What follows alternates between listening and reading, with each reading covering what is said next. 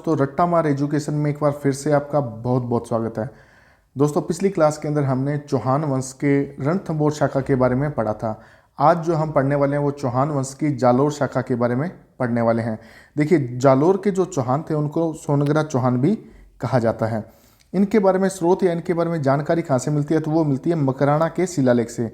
मकराना शिलालेख में लिखा गया है कि जालोर के जो चौहान वंश थे उनके संस्थापक कौन है, कीर्तिपाल या फिर कित्तूपाल। सिंपल सा क्वेश्चन पूछा जाएगा कि सोनग्रा चौहान कौन से चौहान वंश की कौन सी शाखा कहलाती है, तो वो कौन सी शाखा कहलाती है, जालोर वाली शाखा।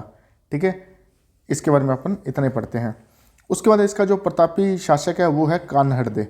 अपन बात करेंगे एक ही राजा है जिनके बारे में अपने को जालोर के चौहान वंश के बारे में पढ़ेंगे, वो है कान्हड़दे।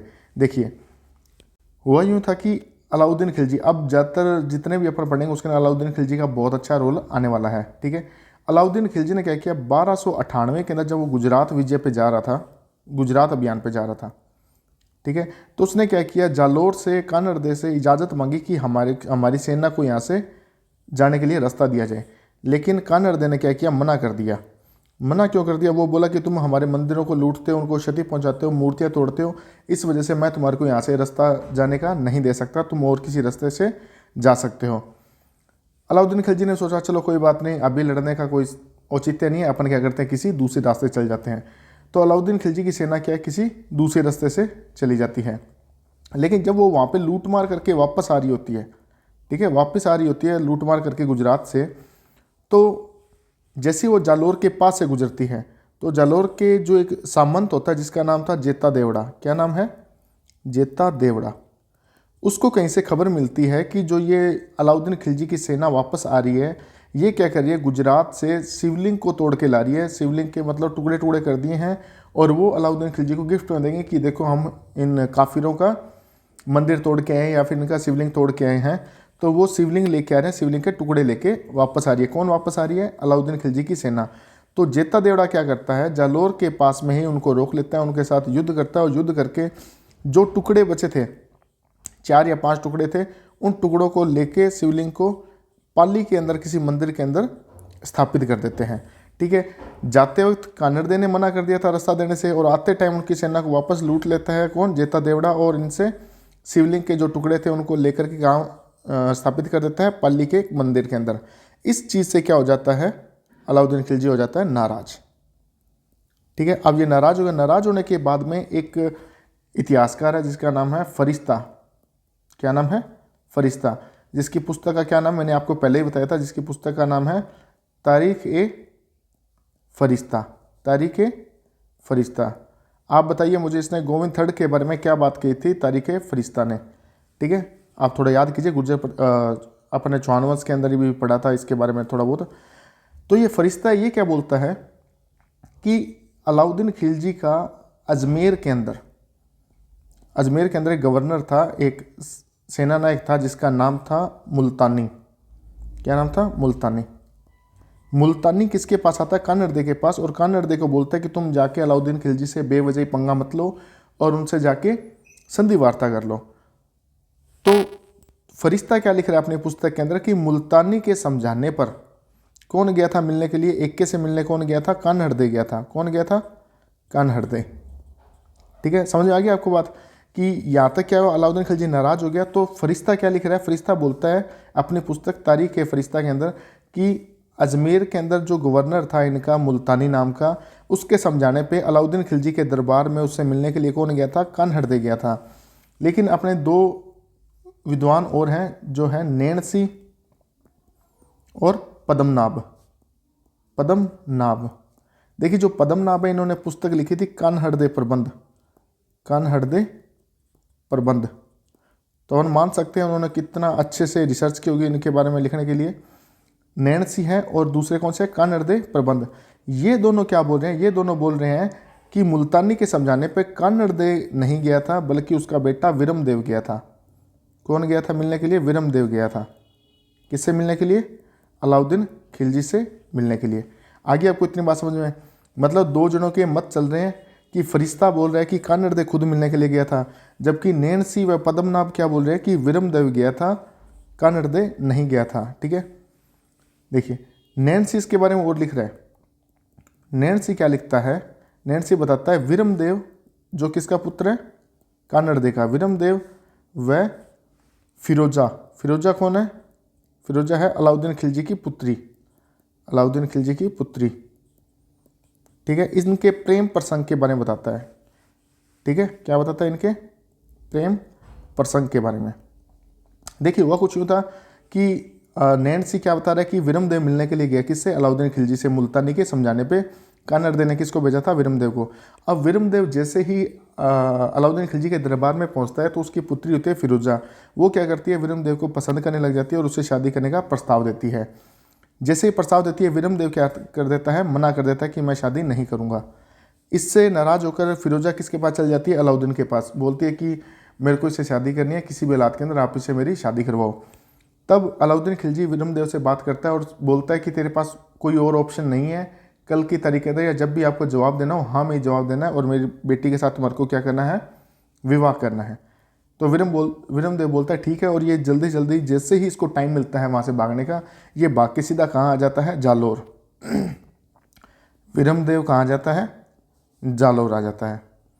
अब जैसे ही जालोर आता है ये बात पता लगती है फिरोजा को, तो फिरोजा भी क्या करती है, इसके पीछे पीछे कहाँ आ जाती है, 7 समुंदर पार में तेरे पीछे पीछे आ गई, कहाँ पे, जालोर में ही। फिरोजा भी जालोर में आती है।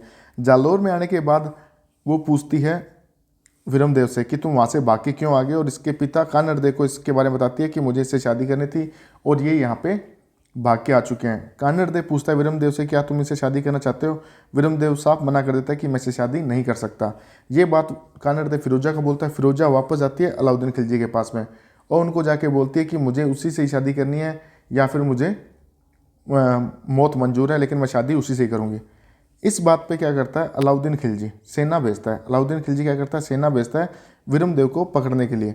वो क्या बोलता है कि अगर वो जिंदा आराम से शादी करने के लिए मान जाए तब तो उसको लेके आ जाना, अदरवाइज वो अगर मरने की हालात में या फिर उसको मारना ही पड़े तो उसकी गर्दन ले आना, लेकिन किसी भी हालात में उसको लेकर के आना है। ठीक है, तो क्या होता है, अलाउद्दीन सेना भेजता है।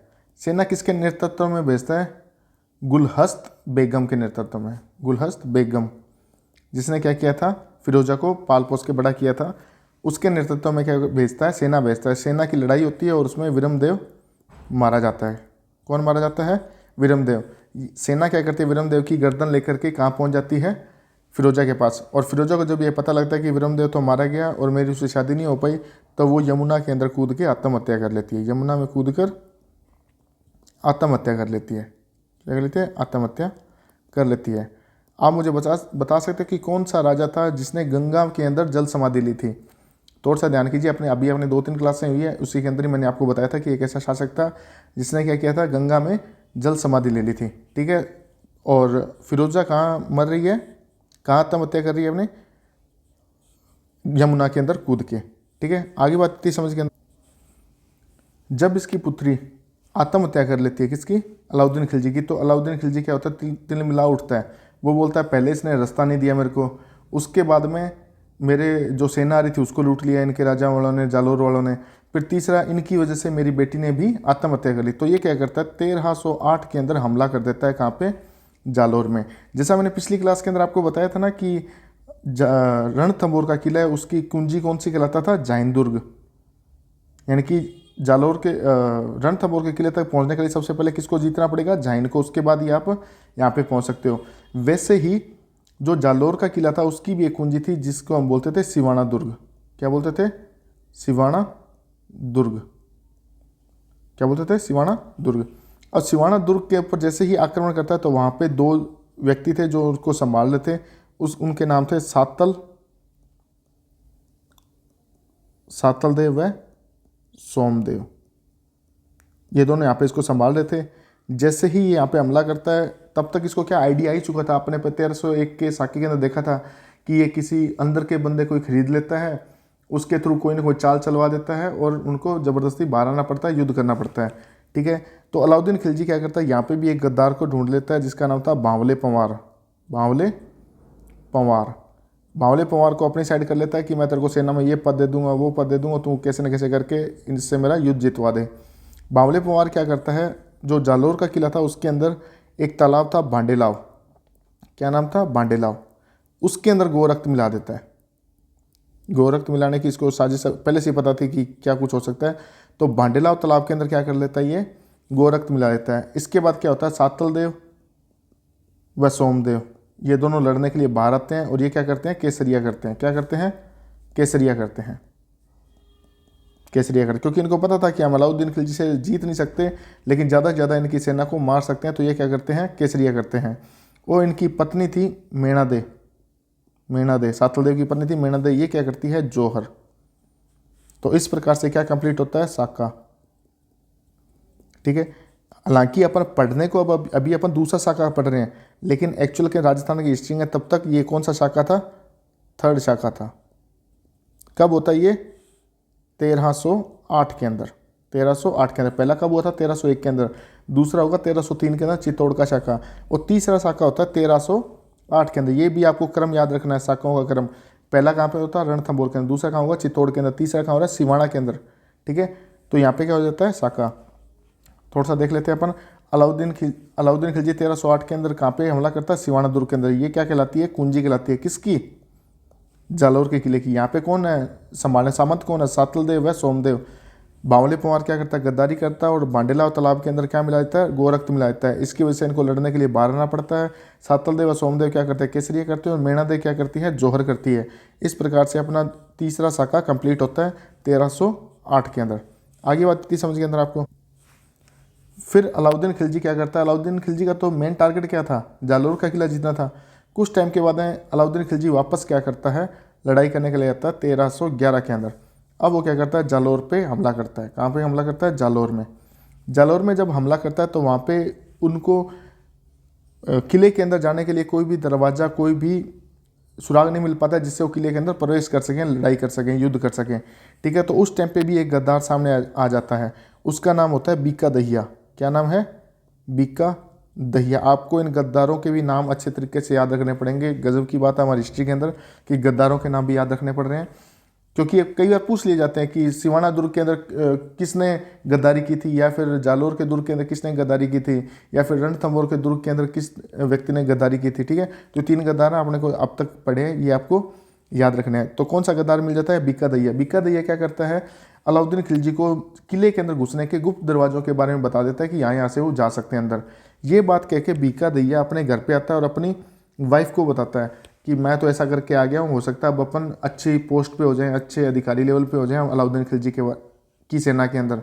तो उसकी पत्नी को जैसे ही पता लगता है, तो वो एक सच्ची राजपूत थी, उसने क्या किया, अपने पति को वहीं मार दिया था। मारने के बाद फटाफट गई कानड़दे को बताने के लिए कि जो गुप्त दरवाजे हैं उनको भी आप बंद करवा दीजिए। लेकिन तब तक क्या हो जाती है, बहुत लेट हो चुकी होती है। तो इस टाइम पे क्या होता है, 1311 के अंदर वापस से केसरिया और जौहर होता है। केसरिया व जौहर। केसरिया कौन करेगा इस टाइम पे, कान्हड़ दे। कौन करता है, कान्हड़ दे। और जौहर कौन कर रहा है यहाँ पे, जेतल दे। जेतल दे क्या कर रही है यहाँ पे, जौहर कर रही है। और ये इस हिसाब से होता है अपना चौथा शाखा। कब होता है, 1311 के अंदर। ठीक है, तो अपने अब तक क्या देखा, पहला शाखा कब हुआ था, 1301 के अंदर। इसलिए पहला था, इसलिए इसकी डेट भी याद रखनी है, जुलाई 11 को। कहाँ पे हुआ था, रणथंभौर में। ठीक है, दूसरा अभी अपन ने पढ़ा नहीं है, लेकिन मैं फिर भी बताता हूँ आपको, 1303 के अंदर। कहाँ पे होता, चित्तौड़ में। ठीक है, तीसरा शाखा कहाँ हुआ था, 1308 के अंदर। कहाँ पे होता, सिवाना के अंदर। चौथा शाखा कहाँ होता है, चौथा शाखा ये कहाँ पे होता है, 1311 के अंदर। कहाँ पे, जालोर में। ठीक है, इसके अंदर भी अलाउद्दीन खिलजी का हाथ होगा, इसके अंदर भी अलाउद्दीन खिलजी का हाथ होगा, इसमें भी अलाउद्दीन खिलजी का हाथ होगा, और इसके अंदर भी अलाउद्दीन खिलजी का ही हाथ होगा। ठीक है, तो आपको ये चीज़ थोड़ी सी ध्यान में रख लीजिएगा, आप पढ़ो तब भी। ठीक है, तो यहाँ तक होगी आपको चीज़ें क्लियर। एक बार दोबारा से मैं बता देता हूँ, छोटा सा ब्रीफ देता हूँ आपको। देखिए, अपन बात कर रहे थे जालोर के चौहान वंश की, जिनको अपन सोनग्रा चौहान भी बोलते हैं। इनके बारे में जानकारी कहाँ से मिलती है, तो वो मिलती है मकराना शिलालेख से। उसमें क्या लिखा हुआ है कि जो इनका संस्थापक है जालोर के चौहान वंश का, वो कौन है, कीर्तिपाल या फिर कित्तूपाल। उसके बाद इनका जो प्रतापी राजा हुआ कान्हड़ दे। कान्हड़ दे के टाइम पे क्या था, अलाउद्दीन खिलजी 1298 के अंदर गुजरात अभियान पे अपनी सेना भेज रहा होता है। तो वो कान्हड़ दे से रास्ता मांगता है कि हमारे को जाने के लिए परमिशन दी जाए, लेकिन वो रास्ता नहीं देता है। उसके बाद हालांकि सेना किसी दूसरे रास्ते से चल जाती है, लेकिन जब वो सेना वहाँ से वापस लौट रही होती है, तो जेता देवड़ा जो कि कानड़दे का ही एक सामंत था, उसको पता लगता है कि जो सेना है अलाउद्दीन खिलजी की, वो आते टाइम क्या कर रही है, शिवलिंग के टुकड़े लेके आ रही है हमारे धर्म की बेइज्जती करने के लिए। तो वो क्या करता है, उसकी सेना पर हमला कर देता है और जो टुकड़े होती है वो उनसे छीन लेता है, छीन के कहाँ पे, पाली के एक मंदिर के अंदर स्थापित कर देता है। इससे क्या होता है, अलाउद्दीन खिलजी नाराज हो जाता है। इसकी नाराजगी को दूर करने के लिए फरिश्ता क्या बोलता है कि अपनी पुस्तक तारीख फरिश्ता के अंदर, कि अलाउद्दीन खिलजी का जो अजमेर का एक गवर्नर था मुल्तानी, उसके समझाने पे कानड़ देव उससे मिलने के लिए जाता है, किससे, अलाउद्दीन खिलजी से, उसके दरबार के अंदर। जबकि नैण सिंह व पद्मनाभ क्या बोलते हैं, पद्मनाभ की पुस्तक का नाम है कानड़ देव प्रबंध, वो क्या बोलते हैं कि विरमदेव गया था मिलने के लिए, न कि कानड़ देव गया था। ठीक है। अब नैण सिंह एक और बात बताता है कि विरमदेव व फिरोजा का प्रेम प्रसंग के बारे में बताता है कि फिरोजा किस तरह से इसके प्रेम में पड़ गई थी और वो विरमदेव से शादी करना चाहती थी, लेकिन वो शादी नहीं करता है। और उसके बाद में अलाउद्दीन खिलजी अपने पहला अभियान भेजता है गुलहस्त बेगम के नेतृत्व के अंदर, जिसमें विरमदेव मारा जाता है और यमुना में कूदकर फिरोजा भी आत्महत्या कर लेती है। अलाउद्दीन खिलजी 1308 के अंदर पूरा तिलमिला चुका होता है, क्योंकि उसकी बेटी मर चुकी है, उसके शिवलिंग जो छीन के लाए थे उनकी सेना पे हमला हो चुका है, उनको जाते हुए रास्ता भी कानड़ देव ने नहीं दिया था। इस वजह से 1308 के अंदर वो सिवाना पे हमला कर देता है। सिवाना क्या है, जालोर दुर्ग की क्या है, कुंजी कहलाती है। ठीक है। वहाँ पे सातल देव व सोमदेव थे।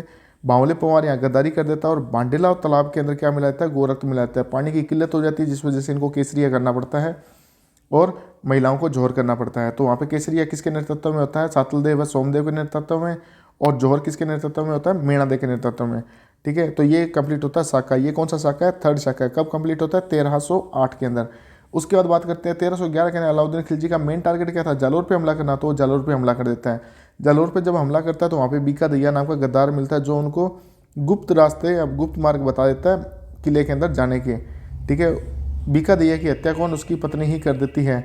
इस टाइम पे क्या होता है, वापस से इनको केसरिया व जोर करना पड़ता है। तो केसरिया कौन करता है, कानड़ दे, व जोर कौन करती है, जेतल दे। इस प्रकार से अपना चौथा शाखा भी संपूर्ण होता है। अपन ने देखे थे 4 शाखाओं के बारे, जिसमें हमने अभी तक चित्तौड़ वंश पढ़ा नहीं है, लेकिन जब आएगा तब आपको पूरा वापस एक बार रिवाइज करवा दूंगा। देखिए 1301 के अंदर जुलाई के अंदर हुआ था, 11 जुलाई को रणथंभौर के अंदर पहला शाखा। 1303 के अंदर होता है चित्तौड़ के अंदर दूसरा शाखा। 1308 के अंदर सिवाना के अंदर होता है तीसरा शाखा। और 1311 के अंदर जालौर के अंदर होता है चौथा शाखा। ठीक है। यहाँ जब इसने हमला किया था अलाउद्दीन खिलजी ने, तो इसका एक सेनापति था जलालुद्दीन। क्या नाम था,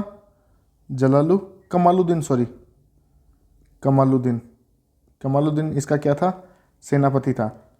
जब इसने क्या किया, ये अलाउद्दीन खिलजी ने जब सिवाना दुर्ग जीत लिया था, तो इसने क्या किया, कमालुद्दीन को क्या दे दिया, अपना दुर्ग इसको सौंप दिया था और इसका नाम रख दिया था खेराबाद। किसका नाम रख दिया था, खेराबाद, सिवाना दुर्ग का। ठीक है। इतनी चीज़ आप ऐड कर लेना इसके अंदर कि कमालुद्दीन इसका सेनापति था। सिंपल सा क्वेश्चन पूछा जाएगा, सिवाना दुर्ग के 1308 के सिवाना दुर्ग के ऊपर हमला जब किया था तो अलाउद्दीन खिलजी का सेनापति कौन था, वो था कमालुद्दीन था। ठीक है। उसके बाद पूछा जाएगा कि किस दुर्ग का नाम बदलकर खेराबाद कर दिया गया था, तो वो कौन सा था, सिवाना दुर्ग था। या पूछा जाएगा कि सिवाना दुर्ग का नाम बदलकर क्या रख दिया गया था, वो कर दिया गया था खेराबाद कर दिया था। या फिर खेराबाद किसने किया था, तो वो किसने किया था, अलाउद्दीन खिलजी ने किया था। ठीक है। इतनी बात हो गई क्लियर आपको। अब देखते हैं, देखो जैसे ही जालोर के ऊपर विजय होगी तो जालोर का भी इसने नाम चेंज कर दिया था। जालोर का नाम इसने क्या कर दिया था, जलालाबाद। क्या कर दिया था, जलालाबाद। इसको आप ऐसे याद कर लेना, कई बार आगे भी अपन देखेंगे कि कईयों के नाम चेंज होंगे तो ऐसे कन्फ्यूजन में रहेंगे कि यार सिवाना की बात कर रहे हैं या फिर जालोर की बात कर रहे हैं, चित्तौड़ की बात कर रहे हैं, किसकी बात कर रहे हैं। तो इसको एक ट्रिक से याद कर लेना, खैर जलना तो था ही, खैर जलना ही था, खैर जलना ही था। तो मतलब दो एक साथ पढ़ रहे हैं, मतलब दो तो अभी एक के अंदर ही पढ़ेंगे अपन, ठीक है। दो एक साथ ही नाम आएंगे तो होगा खेराबाद और जलना मतलब जलालाबाद।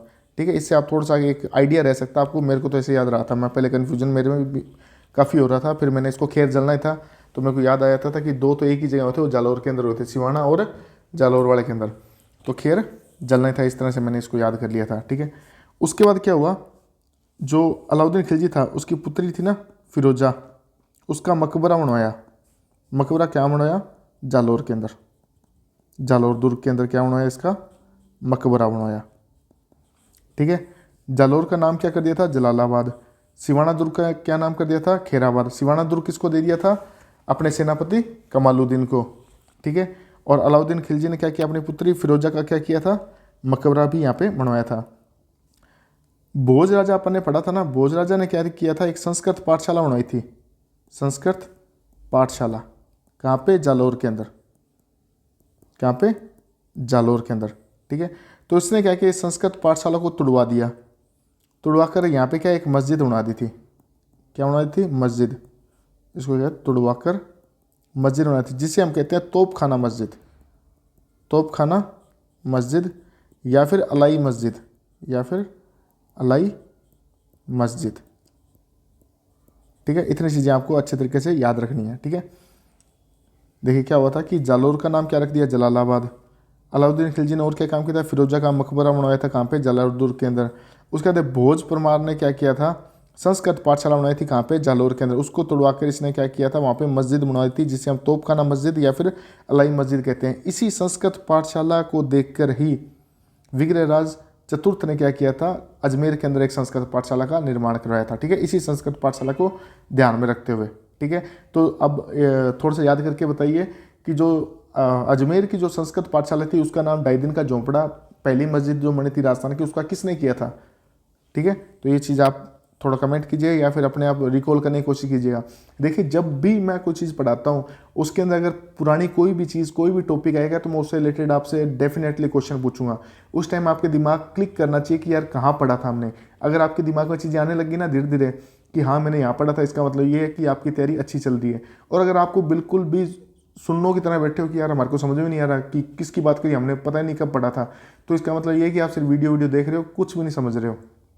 मेरी कोशिश ये रहती है कि मैं एक बार बोलूँ, दो बार बोलूँ, तीन बार बोलूँ, फास्टली रिवीजन कराऊँ। तो इसका मतलब यही होता है कि आप अच्छे तरीके से आपके दिमाग के अंदर चीज़ें बैठ जाए।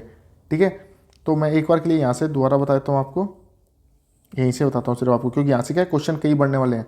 जैसे कि जालोर दुर्ग का जीतने के बाद नाम क्या रख दिया था? जलालाबाद रख दिया था। पहली बात आपको याद रखनी है। अलाउद्दीन खिलजी ने अपनी पुत्री फिरोजा का मकबरा कहाँ बनाया था? जालोर दुर्ग के अंदर बनाया था।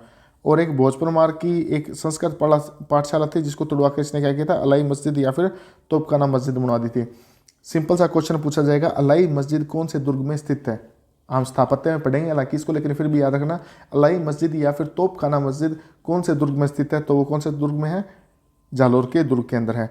ठीक है, उसके बाद में अलाउद्दीन खिलजी की पुत्री फिरोजा का मकबरा कौन से दुर्ग में स्थित है? तो कौन से दुर्ग में है? जालोर के दुर्ग में स्थित है। जलालाबाद, अलाउद्दीन खिलजी ने जालोर दुर्ग को जीतने के बाद इसका नामकरण क्या कर दिया था? जलालाबाद। और खेराबाद किसका रख दिया था? सिवाना दुर्ग का। ठीक है, तो इस तरह से आपको चीज़ें याद रखनी है। धीरे धीरे करके एक दो बार आप पढ़ोगे, इतने में चीज़ें आपको अच्छे तरीके से तैयार हो जाएगी। ज़्यादा कोई बड़ी बात है नहीं। और ये जालोर के जो 54 है वो यहीं कंप्लीट होते हैं। ठीक है, okay, thank you so much.